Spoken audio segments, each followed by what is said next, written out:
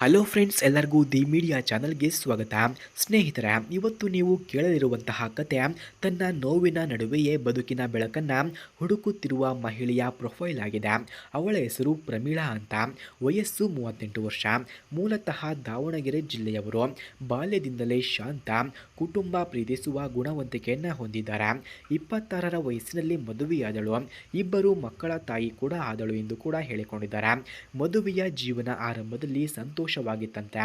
ಆದರೆ 3 ವರ್ಷಗಳ ಹಿಂದೆ ಗಂಡನಿಗೆ ಹೃದಯಾಘಾತದಿಂದ ನಿಧನರಾದರು. ಅವಳ ಬದುಕು ಕ್ಷಣದಲ್ಲಿಯೇ ಕ್ಷೀಣವಾಗಿತ್ತು. ಏಕಾಂತ, ಜವಾಬ್ದಾರಿ, ಕಣ್ಣೀರು ಎಲ್ಲವನ್ನ ಎದುರಿಸಬೇಕಾಗಿತ್ತು ಎಂದು ಕೂಡ ತಿಳಿಸಿದ್ದಾರೆ. ಹಾಗೆ ಸ್ನೇಹಿತರೆ, ಇಂತಹ ಪ್ರಮೀಳಾರವರಿಗೆ ಬಾಳು ಕೊಡುವಂತಹ ವ್ಯಕ್ತಿ ಯಾರಾದರೂ ಇದ್ದರೆ ಮೊದಲು ನಮ್ಮ ಚಾನಲನ್ನು ಸಬ್ಸ್ಕ್ರೈಬ್ ಮಾಡಿಕೊಳ್ಳಿ. ಆ ನಂತರ ಜಾಯಿನ್ ಎಂಬ ಬಟನ್ ಕಾಣಿಸುತ್ತದೆ. ಜಾಯಿನ್ ಬಟನ್ ಮೇಲೆ ಕ್ಲಿಕ್ ಮಾಡಿ ನಮ್ಮ ಮೆಂಬರ್ಶಿಪ್ಗೆ ಜಾಯಿನ್ ಆದರೆ ಮಾತ್ರ ಇವರ ಫೋನ್ ನಂಬರ್, ಅಡ್ರೆಸ್ ಹಾಗೂ ಇವರ ಬಗ್ಗೆ ಇನ್ನಿತರ ಡೀಟೇಲ್ಸನ್ನು ನಾನು ನಿಮಗೆ ಸೆಂಡ್ ಮಾಡುತ್ತೇನೆ. 100ಗೆ 200% ಸೆಂಡ್ ಮಾಡುತ್ತೇನೆ. ಆದರೆ ಪ್ರಮೀಳಾರವರು ಧೈರ್ಯವನ್ನು ತಪ್ಪಲಿಲ್ಲ. ಮಕ್ಕಳ ಭವಿಷ್ಯಕ್ಕಾಗಿ ದುಡಿಯಿದಳು. ಬದುಕನ್ನು ಮತ್ತೆ ಹಾದಿಗೆ ತರುತ್ತಾ ಹೋದಳು. ಈಗ ಅವಳ ಹೃದಯ ಹೇಳುತ್ತದೆ, ನಾನು ಮತ್ತೆ ಪ್ರೀತಿಸಬಹುದು, ಮತ್ತೆ ಬದುಕಬಹುದು ಎಂದು ಹೇಳುತ್ತದೆ ಅಂತ ತಿಳಿಸಿದ್ದಾರೆ.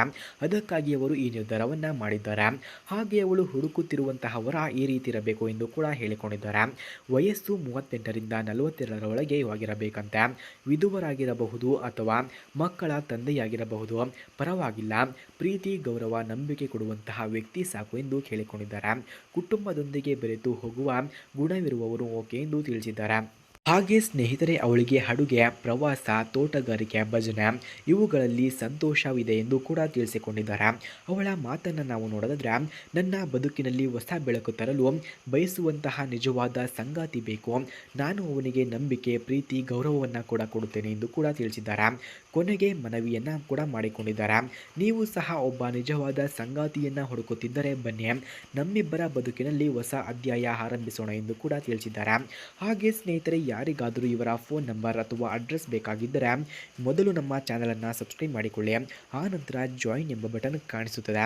ಜಾಯಿನ್ ಬಟನ್ ಮೇಲೆ ಕ್ಲಿಕ್ ಮಾಡಿ ನಮ್ಮ ಮೆಂಬರ್ಶಿಪ್ಗೆ ಜಾಯಿನ್ ಆದರೆ ಮಾತ್ರ ಇವರ ಫೋನ್ ನಂಬರ್ ಹಾಗೂ ಅಡ್ರೆಸ್ಸನ್ನು ನಾನು ನಿಮಗೆ 100ಗೆ 200% ಸೆಂಡ್ ಮಾಡುತ್ತೇನೆ. ಧನ್ಯವಾದಗಳು.